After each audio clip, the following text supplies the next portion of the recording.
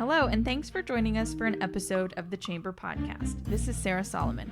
The Chamber created this podcast to introduce you to business leaders, changemakers, and community members while diving into key topics that affect life in Tallahassee. In just a second, you'll drop into part 2 of a conversation with Skip Foster, publisher of the Tallahassee Democrat. Jay Revel, Vice President of the Tallahassee Chamber, and me, Sarah Solomon, talked to him a little bit more about the things that he likes to do outside of his role in the news industry. If you missed part 1, please check it out, and we hope you enjoy the second half of this conversation. Tell us a little bit about, what else you do in town, things that you like doing. Tell us a little bit about your family. Just what's Skip doing when he's not trying to, navigate and balance all those things we've just been discussing. Yeah, well, Skip, works a lot. So, the back to your question, Sarah, about retention. Mm-hmm. We're on call every minute of every day. Maybe not technically, but you never know when Air Force One is going to fall out of the sky and crash into the Capitol, right? Obviously, something we don't hope ever happens, but but beyond that. My wife Dina works at. She was a judge for quite a few years, 15 years or so in North Carolina, and is now practicing family law at Pennington. My daughter is graduated up in North Carolina from Elon University and is working at Moore. I've got a son at FSU in the hospitality department. I've got a son at Childs that will be a senior this year. Love to play golf. We live out at north of town and love to, walk out there, walk the trails and stuff like that, and then just partake of the, the sports and the entertainment stuff that exists here. Look, don't get me wrong. This is a great place to live, and we hope we never leave. So I know we've spent a lot of some time here talking about the warts and stuff, but love Tallahassee, and every hope is that we spend the rest of our life here. We're very happy to be here. I think a lot of people feel that same way, and that's, to your point earlier about some people maybe not wanting to have tough conversations. I think there is a lot of love for the community. I think Sure. People really do sort of wrap themselves in the local flag, and that's a good thing, but you do have to be open to other things. Well, on that point, let me ask you this: if one of your superiors in the Gannett organization, or just a friend, longtime friend, never been to Tallahassee, how do you describe Tallahassee to people? How would you sum that up? Well, I say today. Yeah, I say a great big small town. That's kind of how I describe it. I think because of the universities, we get amenities and access to talent that you wouldn't get in a town this size, right? So Yo-Yo Ma and Diana Krall and people like that coming to perform, and some of the academicians that you have access to from a learning standpoint. I think the fact that the Capitol's here means that there's a lot of those kind of public figures and a lot of knowledge in town to which you have access. Super close to the coast, and so there's just and I think a town, a community really on the brink of even more greatness. I think if with the kind of the right people and the right policies, I think that there's a chance for Tallahassee to really take off, which is not to say it wouldn't preserve the charm. I think I just hate it when it's an or, not an and discussion, right? We can have what we want here. We can retain it, but we can also grow and bring other, why wouldn't you want to share this? Why wouldn't you want other people to be a part of it? So I think I would love to sell and have sold Tallahassee to people and said, hey, you should come here. It's a great place to be. Switching gears a little bit, you've become kind of well known around town for your passion for weather forecasting, and I think you have a real knack for kind of boiling down a lot of intense information in a digestible way. Tell us a little bit about how you got involved in kind of studying that and where you learned all you know. Yeah, so I don't understand it. I'll be perfectly Does frank. anybody really? I don't. Well, I mean, I don't know why it has become a thing. Mm-hmm. And so it started in North Carolina, and so I'm a Lakeland boy, and it snowed once in the 70s, enough to cover car windshields down there. But when I went up to school in Tennessee and then lived in North Carolina and became just fascinated with winter weather and found that there are many people who are. And North Carolina sat in kind of the perfect spot, right? Because almost every year you got some winter weather, but it was infrequent enough to be really special when it happened. To get 3 snows in a year would have been a really big deal. And so, much like my concurrency with the internet revolution and the newspaper business, it also meant that there was access to a lot of information that you just didn't have before. Sure. Computer models started running and they became available on the internet. And so you really ended up now having access to almost everything that the real meteorologist, and let me hasten to add that they are real and I'm just a hobbyist, right? And so I try to include that in a lot of my posts. And they interact on message boards where you can get some insight into and actually learn a lot. And they even answer questions. So if you say, hey, I noticed that this short wave on a certain model changed from run to run, and how do these 2 disturbances influence you? I mean, you could really pick up a lot. And so for whatever reason, and I still don't understand it, I started writing the snow column, and this was still a print column for the most part in North Carolina, and it just went crazy.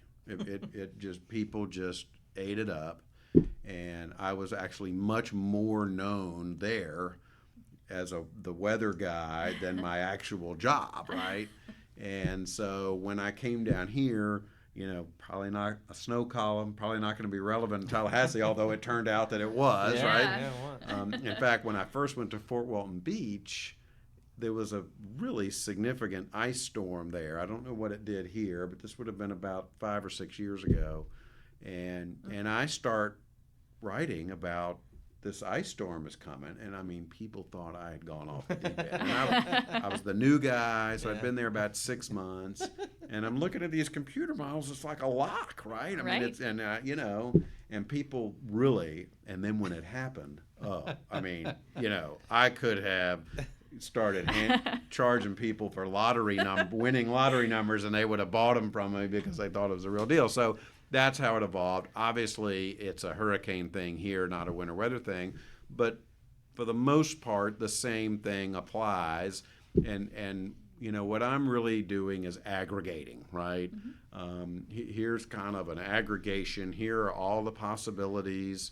The weather people, man, they have such a hard job. And they're, people's lives are on the line. And so they tend to move more incrementally, and they also there's this term called climatology, which is basically what usually happens is what usually happens. And so that sends them away from extreme results. Well, for Michael, that was tough for them, right? Because Michael was extreme, both in how powerful it was, the kind of time of year it was, the location. And so anyway, I could ramble about this. I'll stop and let you ask another question, but it's just it's a thing that took off, and for whatever reason, it's nothing I try to do. I don't say, we'll write it like this so that it will be appealing to people. It's just the way that it comes out, for whatever reason, resonates. And so, well, I think that's, to me, it's kind of the interesting thing. Like for anecdotal purposes here. I took a class in college. I'll never forget it. It was basically Weather 101. It's called Introduction to the Atmosphere. Right. And to this day, it was the most difficult to understand thing I've ever encountered in my entire life. Yeah. It was the only class I ever took where I had to curve. I remember I made a 55, and that was passing with flying colors. Right. I was really proud of that 55. But it's a difficult thing to understand. I mean, it's just a lot of moving pieces. And what I think you do well on that front is you translate it to things that people can understand, and it does resonate. In Tallahassee, I mean, we do get it's not snow, but it's significant weather here. I mean, it's in a variety of it. I mean, again, last year with Michael was just I remember. It's funny. I remember being on the golf course with you. Skip takes a lot of my money, folks, if you don't know. And you were looking at your phone in a really funny manner on somewhere in the round, and you looked at me and said, "Hey, have you seen this disturbance coming off the Yucatan down here? I think this thing's about to really, go crazy." And I just remember it because it was a weird time for us. My grandfather was at the end of his life. I texted my dad, and my grandfather was in rehab. I was like, "Hey, we need a plan here." And he's like, "What are you talking about?" I mean, it came up so fast and out of nowhere. But your updates were great. I mean, I don't know if there's a question in there other than just I think a lot of people appreciate it. And how do you translate something like that that's just difficult? I mean, obviously there's a journalistic side to that. Yeah, I don't know, and I mean, I think there's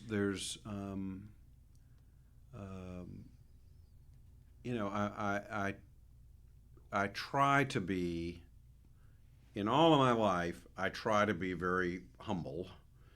This is an area where I, actually am humble because, I know how much smarter so we've got Ryan Truschelet, the weather tiger who does work for us. I mean, he knows so much more than I do about anything, and he's got a great way of communicating. And so I just kind of do my thing. I try to disclaim it, and for whatever reason, I've gotten pretty lucky, and when it's time for me to kind of say, "Hey, looking at all of the forecasting, here's what I would aggregate," I've just gotten lucky. I mean, somehow I spit out Mexico Beach 2 days before landfall when somebody tried to pin me down. I try to not even forecast, because that's not what I do, and people need to be watching the National Hurricane Center, not some yo-yo, who is a hobbyist, but people want to pin me down, and so I just kind of say, "Hey, if I were doing one, this is what I would do, but please go to somebody else," and those have tended to be, kind of okay. So I don't know. It's a weird phenomena that I don't get. Yeah. One of the things that I think stands out in your posts is they're very Tallahassee centered. Mm-hmm. And I think that a lot of folks around here appreciate that a lot, because when you're looking at forecasts and radars and stuff like that, you can't always decipher yourself how it's really going to affect you. Right. So when you post about, Tallahassee can expect this, I think that really helps a lot of folks. But what I was really kind of getting at here is I'm just curious to know, how much does your follower base grow each hurricane season? Do you kind of notice an influx in that? Well, so the way I'll answer that is that I still, not with the frequency and intensity, but I still during the winter do some snow things for my old friends in Shelby. Sure. Shelby peeps, Right. as you refer to them. And I finally just stopped taking friend requests from people up there because really to be perfectly honest, I'm not I'm barely interested in seeing cat pictures from people in Tallahassee.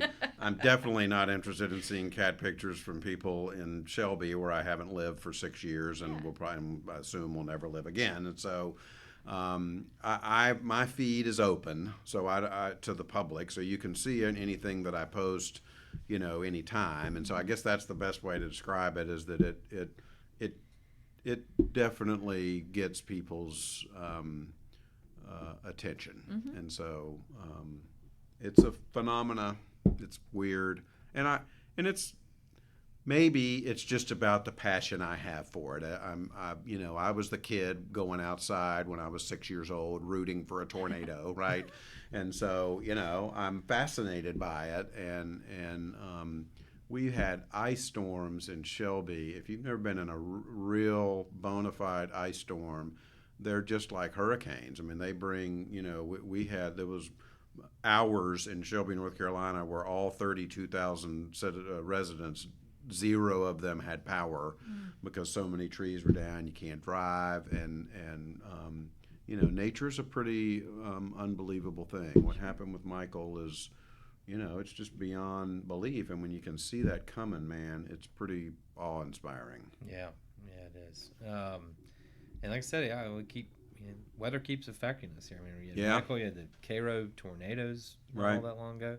I remember the day, I kept the newspaper from the day my daughter was born. It was right before the snow. It was a few days before the snow happened. It was freezing cold. Right. It was a picture of the ice on the Westcott kind of stuff. But it shapes your life every day. And I think a lot of people are into your posts there. Kind